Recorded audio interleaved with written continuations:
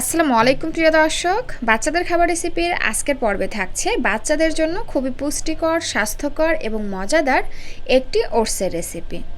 এইভাবে ওটস রান্না করে আপনারা 7 মাস থেকে যে কোনো বয়সী বাচ্চাদেরকে সকালে এবং রাতের প্রধান খাবার হিসেবে দিতে পারবেন।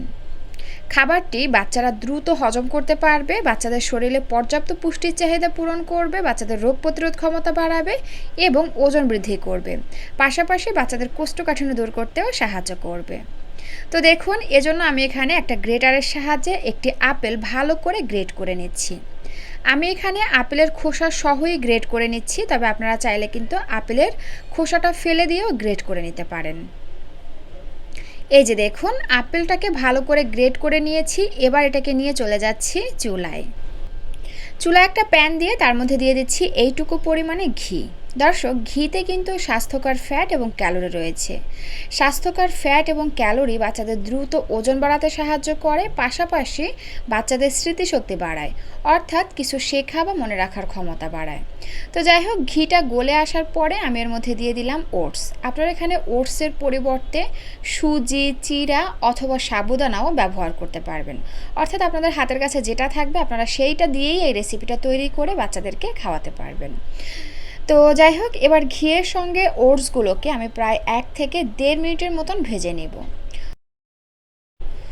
তো ওটসটাকে আমি প্রায় 1.5 মিনিটের মতন ভেজে নিয়েছি। এবার এটা সিদ্ধ হওয়ার জন্য বা রান্না হওয়ার জন্য দিয়ে দেব 1 কাপের একটু কম পরিমাণে লিকুইড গরুর দুধ। দুধটাকে আগে থেকেই খুব ভালো করে জাল করে নিয়েছি। আর এই খাবারটি যদি আপনারা 7 মাস থেকে 1 বছর বয়সী বাচ্চাদেরকে খাওয়াতে চান, সেই ক্ষেত্রে গরুর দুধের পরিবর্তে নর্মাল বিশুদ্ধ খাবার পানি দিয়ে খাবারটি রান্না করবেন। এরপরে বাচ্চা যদি ফর্মুলা দুধ খায় তাহলে কিছুটা পরিমাণে ফর্মুলা দুধ যুক্ত করে তারপরে বাচ্চাকে খাওয়াবেন। তো যাই হোক, এরপরে হচ্ছে আমি এখানে স্বাদ অনুযায়ী লবণ দিয়ে দিচ্ছি। আর এখানে 1 বছরের নিচের বাচ্চাদের ক্ষেত্রে লবণটা স্কিপ করে যাবেন, কারণ এই বয়সী বাচ্চাদের শরীরের জন্য লবণ, চিনি ক্ষতিকারক। এবার ঘন ঘন নেড়ে চেড়ে আমরা ওটসটাকে ভালো করে সিদ্ধ করে নেব। তো যখন ওটসটা ভালো করে সিদ্ধ হয়ে যাবে এবং ঘন হয়ে আসবে, এই পর্যায়ে আমরা গ্রেট করা আপেল দিয়ে দিব। তারপর নেড়ে চেড়ে প্রতিটি উপকরণ ভালো করে মিশিয়ে নিয়ে আরও 2 মিনিটের মতন রান্না করে নেব।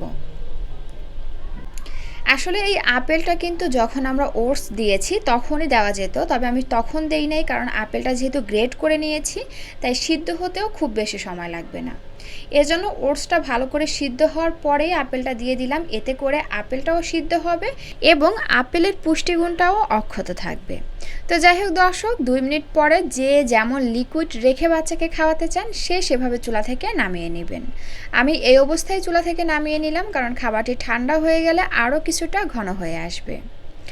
আর এখানে কিন্তু আপনারা চাইলে কিছুটা পরিমাণে বাদাম গুঁড়া ব্যবহার করতে পারেন, এতে করে খাবারটি আরও বেশি পুষ্টিকর এবং ক্যালোরিবহুল হয়ে যাবে।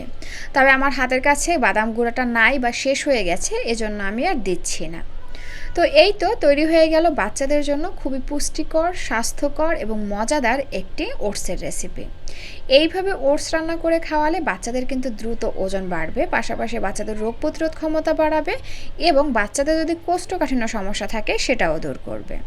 তো দর্শক, এই ছিল আমার আজকের আয়োজন। এতক্ষণ সাথে থাকার জন্য অসংখ্য ধন্যবাদ জানিয়ে আজকের ভিডিওটি এখানেই শেষ করছি। আল্লাহ হাফেজ।